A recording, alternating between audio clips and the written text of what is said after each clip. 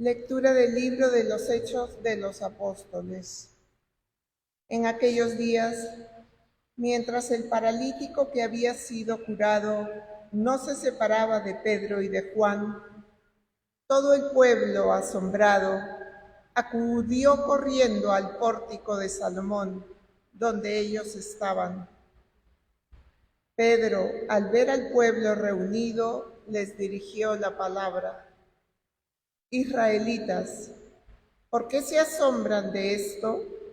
¿Por qué nos miran como si hubiéramos hecho caminar a este hombre con nuestro propio poder o virtud? El Dios de Abraham, el Dios de Isaac y el Dios de Jacob, el Dios de nuestros padres, ha glorificado a su siervo Jesús, al que ustedes entregaron y rechazaron ante Pilato cuando había decidido soltarlo. Pero Dios lo resucitó de entre los muertos y nosotros somos testigos. Por haber creído en su nombre, ese mismo nombre ha devuelto la fuerza al que ustedes ven y conocen.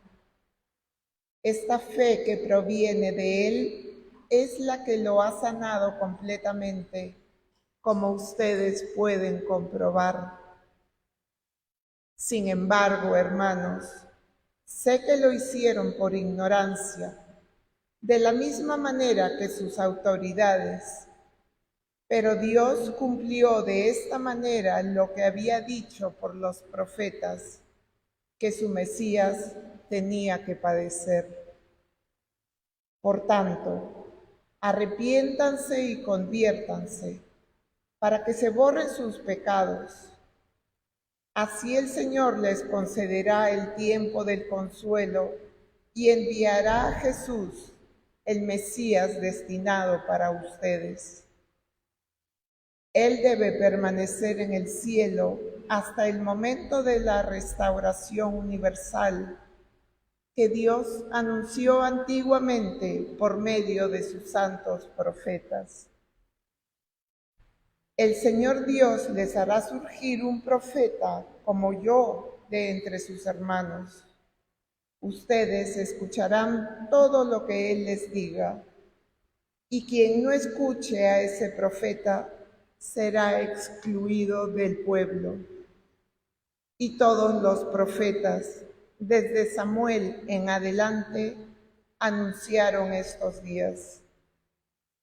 Ustedes son los herederos de los profetas y de la alianza que Dios hizo con sus padres cuando dijo a Abraham: en tu descendencia serán bendecidos todos los pueblos de la tierra. Dios resucitó a su siervo y lo envió primero a ustedes para que los bendijera, haciendo que se convierta cada uno de sus maldades. Palabra de Dios. Señor, dueño nuestro, qué admirable es tu nombre en toda la tierra. Señor, dueño nuestro, ¿qué es el hombre para que te acuerdes de él? ¿El ser humano para darle poder? Señor, dueño nuestro, qué admirable es tu nombre en toda la tierra. Lo hiciste poco inferior a los ángeles, lo coronaste de gloria y dignidad, le diste el mando sobre las obras de tus manos, todo lo sometiste bajo sus pies. Señor, dueño nuestro, qué admirable es tu nombre en toda la tierra. Rebaños de ovejas y toros, y hasta las bestias del campo, las aves del cielo, los peces del mar, que trazan sendas por el mar. Señor, dueño nuestro, qué admirable es tu nombre en toda la tierra. Este es el día en que actuó el Señor. sea nuestra alegría y nuestro gozo. El Señor esté con ustedes. Lectura del Santo Evangelio según San Lucas. En aquel tiempo contaban los discípulos lo que les había pasado por el camino y cómo habían reconocido a Jesús al partir el pan. Estaban hablando de estas cosas cuando se presenta Jesús en medio de ellos y les dice: paz a ustedes. Llenos de miedo por la sorpresa, creían ver un fantasma. Él les dijo: ¿por qué se asustan? ¿Por qué surgen dudas en su interior? Miren mis manos y mis pies, soy yo en persona. Tóquenme y dense cuenta de que un fantasma no tiene carne y huesos como ven que tengo yo. Dicho esto, les mostró las manos y los pies, y como no acababan de creer por la alegría y el asombro, les dijo: ¿tienen ahí algo de comer? Ellos le ofrecieron un trozo de pescado asado. Él lo tomó y comió delante de ellos y les dijo: este es lo que les decía mientras estaba con ustedes, que todo lo escrito en la ley de Moisés y en los profetas y salmos acerca de mí tenía que cumplirse. Entonces les abrió el entendimiento para comprender las Escrituras y añadió: así estaba escrito, el Cristo padecerá, resucitará de entre los muertos al tercer día, y en su nombre se predicará la conversión para el perdón de los pecados a todos los pueblos, comenzando por Jerusalén. Ustedes son testigos de eso. Palabra del Señor.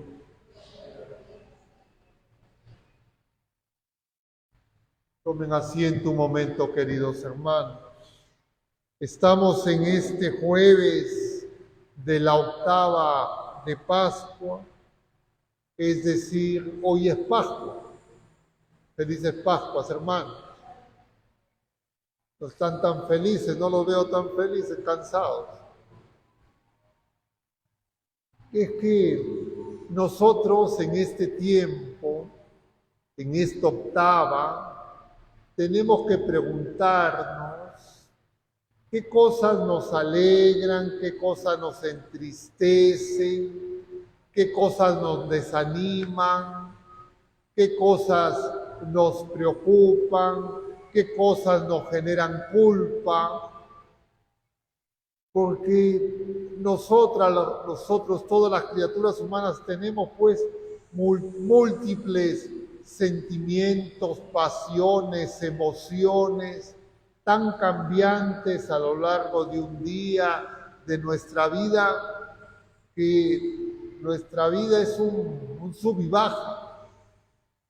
Y entonces todo eso en Cristo Jesús ha abierto un camino recto, estable, pero angosto.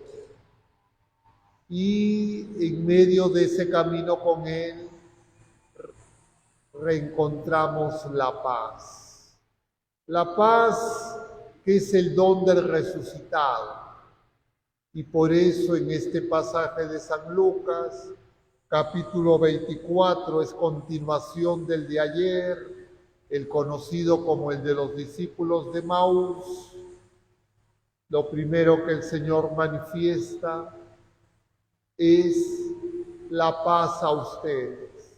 También igual lo hará en San Juan cuando se manifiesta a los discípulos encerrados. Acá también están encerrados. Es decir, ¿qué nos encierra? ¿Por qué la gente se pone así? Estaba pensando, hay una película que veía hace algunas semanas, que ustedes seguro habrán visto, algunos de ustedes, le he comentado en algún momento, La agonía y el éxtasis, lo han escuchado hablar de esa película, que relata la historia de Julio II, el Papa, y Miguel Ángel, que recibe el encargo de pintar los frescos de la Capilla Sistina. Y entonces, claro, Miguel Ángel, el artista temperamental, el Papa también temperamental, cada vez que el Papa le decía algo y que Miguel Ángel se ponía así, parecía una camisa de fuerza voluntaria. Y es que nosotros, eso es expresión de que nos encerramos en nosotros. Y por esa razón hay que tratar de que lo que nos revela Jesucristo nos ayude a entender quién somos y la dinámica interior que tenemos, porque eso nos va a ayudar mucho en la relación con los demás y sobre todo en el envío que el Señor hace en este pasaje, es decir, esa puesta en ese camino angosto, vayan y anuncien. Y claro, uno dirá, pero esto ¿cómo se conjuga? Es que justamente Jesucristo revela la verdad, es la luz, y esas cosas que muchas veces uno no entiende ni en uno ni en los demás, nos las revela Jesucristo. Necesitamos esa paz. ¿Y cuál es la fuente de la paz? Dicho de otra manera, ¿cuál es la fuente de la guerra, de la pérdida de la paz? La fuente de la paz es Dios, es Jesucristo. ¿Y por qué Jesucristo nos da el don de la paz? Porque Jesucristo nos reconcilia con el Padre. ¿Y por qué Jesucristo me reconcilia con el Padre? Porque Jesucristo hace plenamente la voluntad de Dios, Padre. Y claro, uno podría decir, bueno, pero qué fácil, porque Jesucristo es Dios, Hijo, Dios Padre, Dios Espíritu Santo, una sola voluntad, eso es cierto, pero también es hombre. Y en su naturaleza humana Él tiene voluntad humana. Y esa voluntad humana de Jesucristo recapitula todas las voluntades humanas rebeldes y Él ya ha hecho que todas las voluntades humanas rebeldes tengan abierto el don de la paz.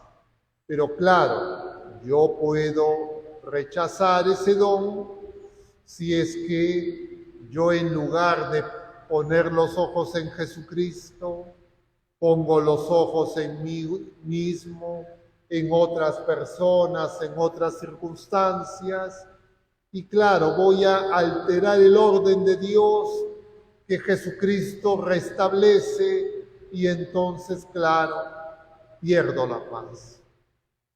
¿Qué quiere decir usted, señor cura? Podría decir alguien. Que uno puede tener paz teniendo gente que te hostiliza, que te tortura, que te insulta, que te maltrata, que niega todo lo que es propio de la persona humana. Respuesta: sí. Jesucristo en la cruz, Jesucristo en su Pascua, no pierde nunca la paz. ¿Y por qué? Porque Él todo está hecho, todo su ser está hecho para nosotros, porque esa es la voluntad del Padre. Es una nueva creación. Entonces, si ustedes tienen la experiencia, a ver, llamémosla así coloquialmente, de chinchosas, de chinchosos, de enemigos, de gente neurótica, claro, no es fácil, es más difícil que si uno tiene personas colaboradoras que se ríen, que son amables. Claro, no es igual.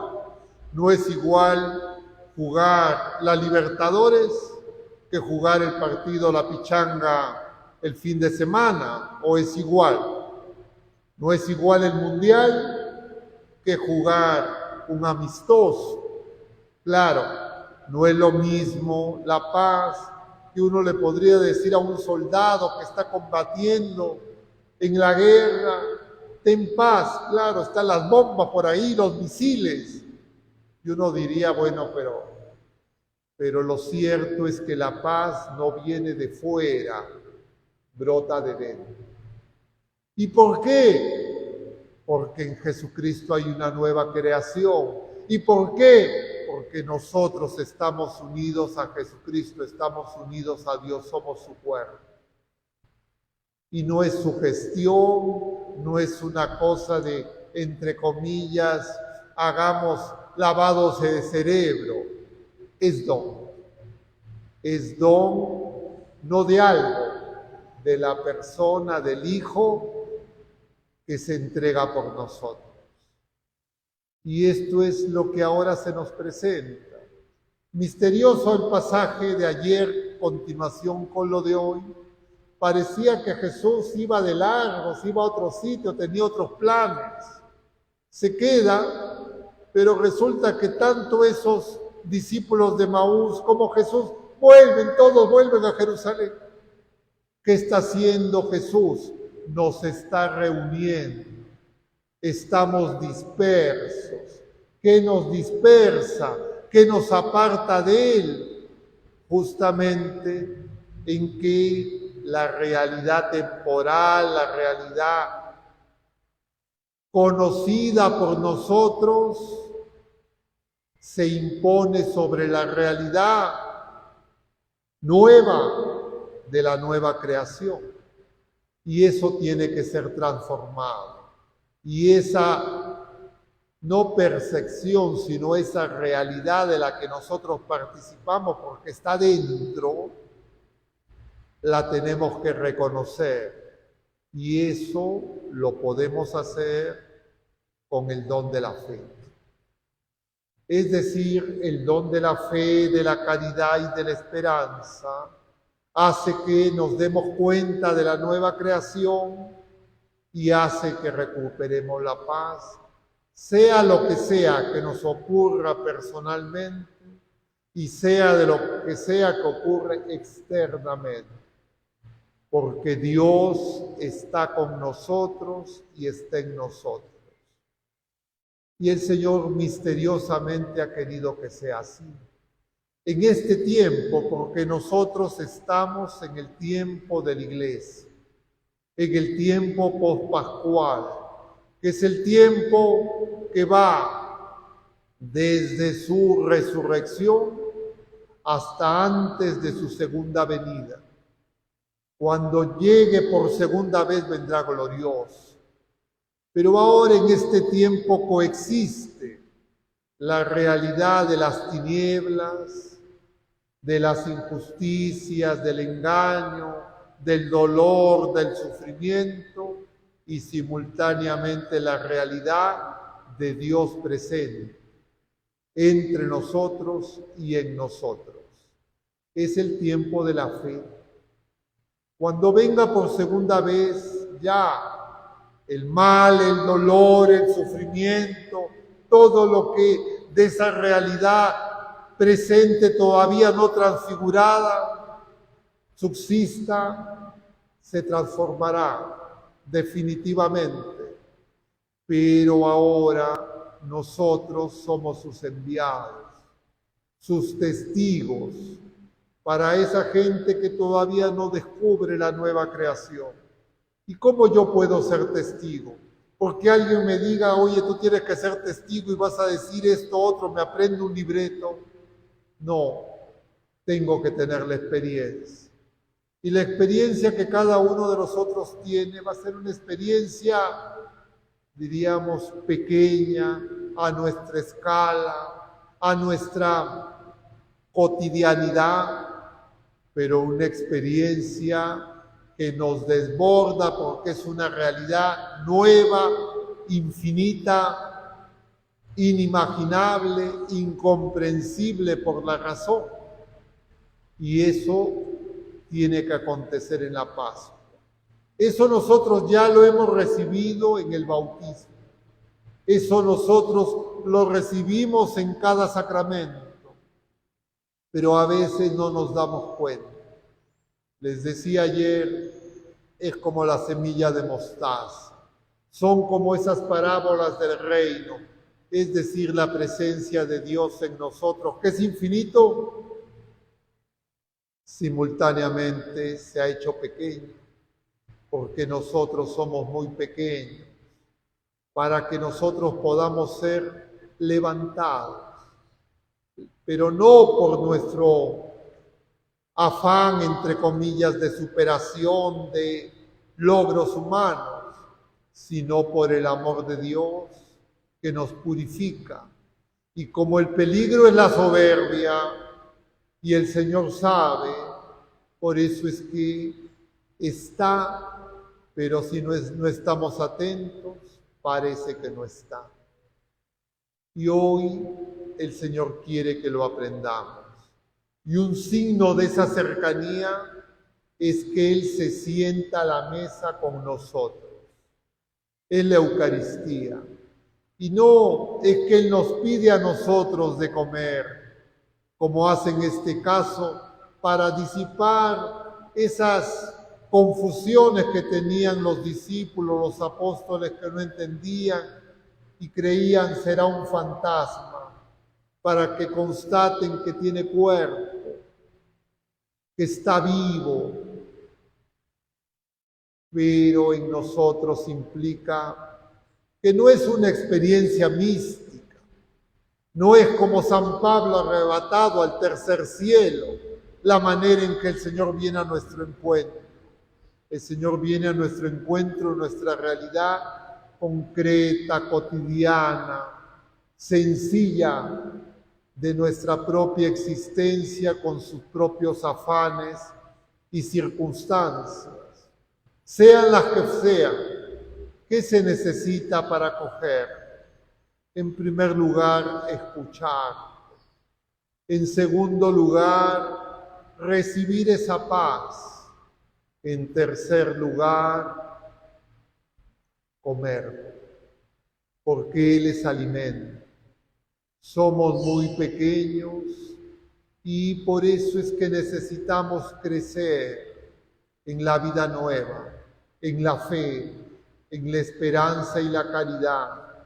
Y por eso es que uno se puede dar cuenta en este tiempo pascual que muchas veces a las cosas que nosotros le llamamos fe, que muchas veces a las cosas que le llamamos esperanza, que muchas veces a las cosas que le llamamos caridad, todavía no son ese verdadero don, porque todavía está en nosotros mismos muy escondido.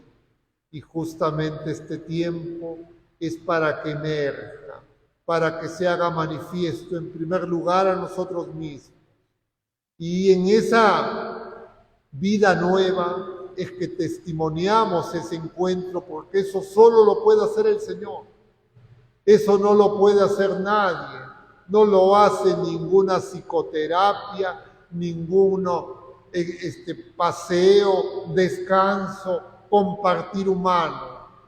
Lo hace Dios, que comparte sus dones, que comparte esa vida nueva con nosotros y nos reanima, nos conforta, nos cura, nos sana.